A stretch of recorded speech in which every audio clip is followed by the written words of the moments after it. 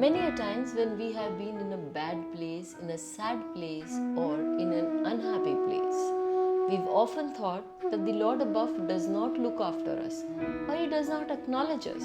Otherwise, He would not be putting us through so much of pain. But He has His reasons for doing what He does, and this story reminds us of that. This is a tale from ancient times. Near a forest lived a devout householder in a humble hut. His faith in God was so complete that in every joy and in every sorrow, he saw only the grace of the Lord, of His benevolence and His divine will. Besides his wife, there were three other living beings in his household. One was an ox who carried loads. It was the family's means of livelihood, for the householder would load merchandise onto its back and carry it to the marketplace to sell. The second was a dog. Since the region was surrounded by forests, the dog guarded the hut throughout the night and protected the family. The third was a parrot. The childless couple loved it dearly. During the last watch of every night, the parrot would wake the householders by calling out, "Wake up, chant the Lord's name and engage in the worship of the Lord." One night, a lion emerged from the forest and killed the householder's ox. What could the poor dog do?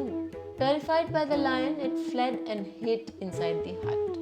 The householder awoke in the morning and saw his dead ox. Looking at it, he calmly said, "Good, whatever God does is always for the best. This is His divine will, therefore there must be some good in it." Hearing these words, the wife became irritated, though she remained silent.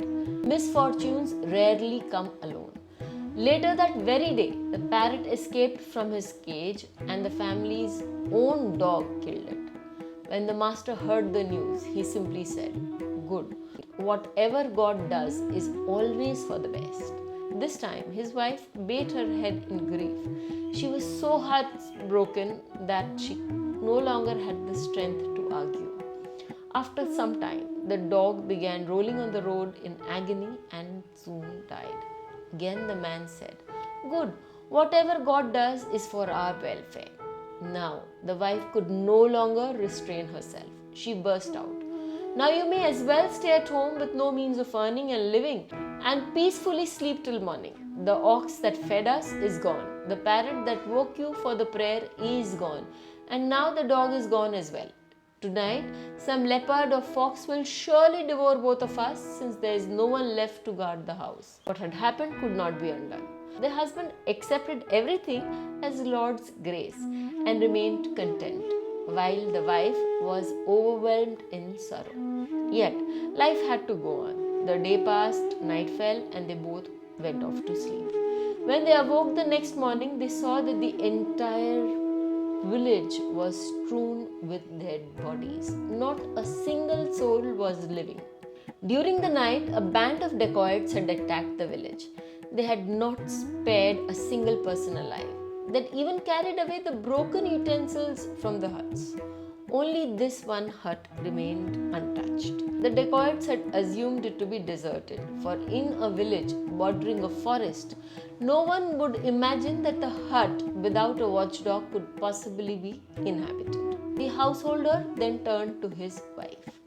"My virtuous one, had our dog been alive, we would have been killed. Had the ox been tied outside, the dacoits would have known that someone lived here, and we would have been killed.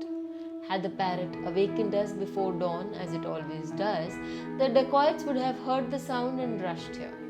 The compassionate Lord ordered the death of all the three animals, and He did it for our welfare.